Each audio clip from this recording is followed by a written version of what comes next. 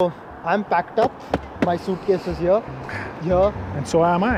and we have nowhere to go. Nowhere to go. Why? Because we don't know where India is going to play next. Whether it's As of now, when we are recording. As of now. Yeah. By the time this video is out, given I know that Nishad's editing skills are not that great. Mine are worse than him. Next to Zilch. Mine are worse, but by the time this video is out, I'm sure you guys will know where India is playing. It's Baston or at Manchester. More likelihood as of now that they will be going to Manchester and playing New Zealand, which in Sanjay Manjrekar's words is a better option for India. Not sure why he said that. But here we are outside Headingley in Leeds, where India have comprehensively beaten Sri Lanka in their final league game. Did not break into the proverbial sweat in doing that. And a happy Indian team now plays in the semi-final. Yeah, very happy Indian team, and I think again it won't matter to them which opposition is going to come into the semi-final against them, be it New Zealand or be it even England. I think they're going to go into the game with the way they have, and I think we've got to move right now because there's a car behind us. I think they'll be able to get through from there. Fine. So anyways, just and I hope that the Indian team knows where to move as well by the time it's met. Actually, one of the more interesting questions in the press conference were about MS Dhoni's birthday celebrations.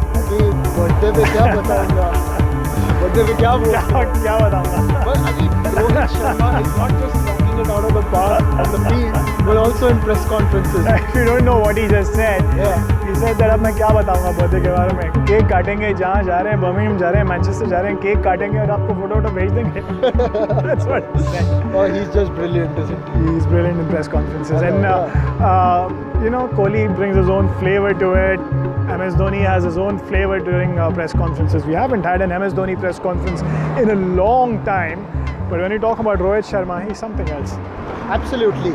I mean, it's just the nonchalance that's there when he bats reflects in the way he speaks. Yes. A bit like Sehwag. You know, Sehwag used to talk like he used to bat. You know. I think Rohit Sharma is more in the mold of Sehwag while talking. Batting, he has a little more. There is no casualness to his batting. Yes, I mean, when he pulls those, when he cuts those, when he drives those, it looks graceful. Yes. But Sehwag had that casual swagger about him, which Rohit Sharma has the lazy elegance that we've all so come to like. In fact, I think. Oh, that was loud. I think he needed this one. I know. How many now? 500 500 in this 8 World matches. Cup. Yes. It's simply phenomenal, and it's something that greats in the past have not touched, and he's done it. I know, you know, there'll be people who will talk about maybe better bowling attacks being there in the past, but you know, just the fact that a batsman is so consistent, it is simply magnificent. Do you remember the previous video that we did? I had spoken about Kumar Sangakkara's form that he has. Yes. Probably somewhere down the line, next few World Cups, there will be someone talking about a Rohit Sharma's form. Because Absolutely. 5 centuries, no one has done it, and done it with so much of elegance, so much of class, as he said. And India, they needed to win this to ensure that they.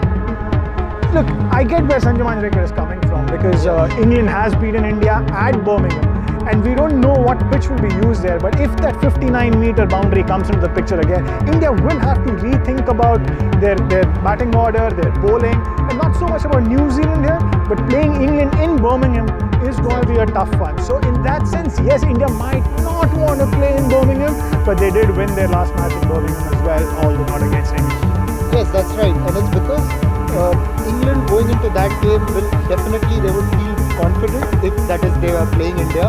But yeah, the boundaries come into play. But I think they are playing on a pitch that's a little bit on the inside. Has it been decided? It looked like, because there was a green matting on one of the wickets during the last game. Okay. There were 2 mattings, yes, probably. Presumably to protect the pitch to be used in the. More or less, decisions like these are taken a day or 2 in advance. So again, I mean, we need to know for sure whether they're playing on any other pitch, or whether the English management will be able to convince the ICC to play on the 59-meter boundary.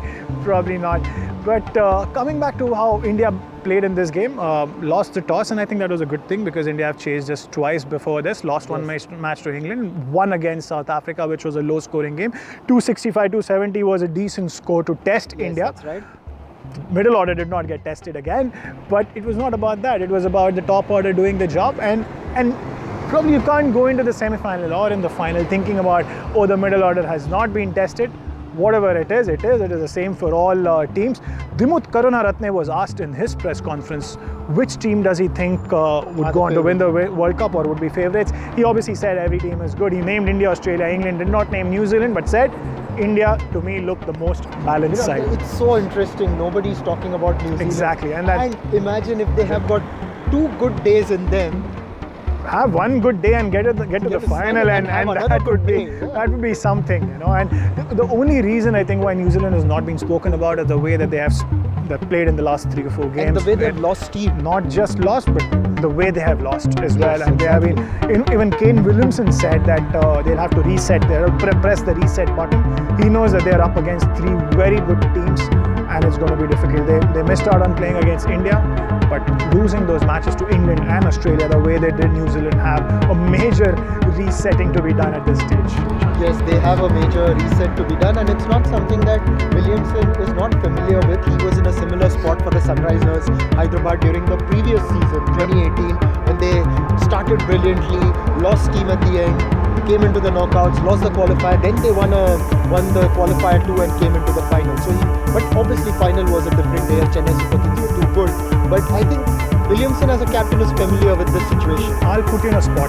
You spoke about Williamson. Let's talk about Pakistan before we wrap it up. Okay. Talks about net run rate not being the right way of going about it. Head to head should have been taken into consideration. Pakistan should have qualified for the semi-final. Do you think it's more to do with a recency bias, as they call it? I think it's more to do with the recency bias, yes, and I also feel that net run rate awards consistency. If you are consistent with your performances, that's where you get rewarded, and net run rates is very crucial in that aspect. Even when you look at some of the other tournaments where teams have gotten through because of net run rate, it is because of consistency or maybe marginal consistency compared to others. So it's too late to do anything about it right now.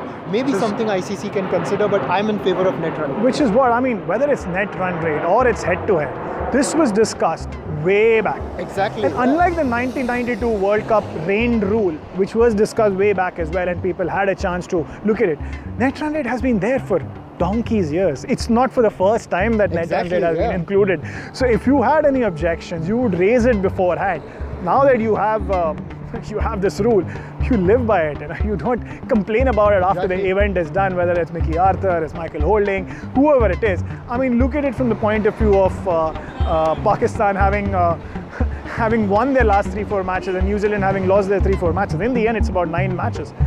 And both teams ended on equal points. The rule was about net run rate. New Zealand get through because they won better. Simple as that. Exactly. And now, Suneer, I've got to go because I've got my train. Where are you headed? You just said you didn't know. I think I'll at least turn up at the station and decide if I have to go to Manchester or not. Then all the best with that. Yeah.